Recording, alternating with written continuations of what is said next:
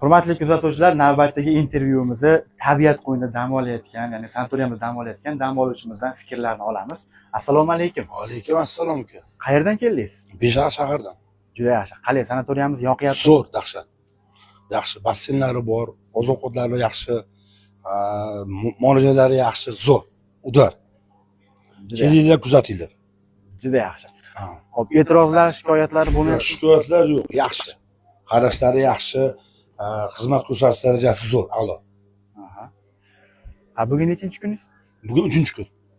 Hamma muolajalar olyapsiz? Olyapmiz, xudo xolasa. Aynan qaysi muolajalar yoqyapti? Shu basseyni zo'r ekan. Masajlari zo'r. Iynasi, ukollari, vannalari, bochkalari dahshat. Zalga ham kiryapsizmi? Sport zalga ham kiryapman. Aynan siz uchun shunaqa kalt berib qo'ygan menga. Men o'ziga berib qo'ygan. O'zim berib qo'ygan. Hali yoqdimi axir? Zo'r.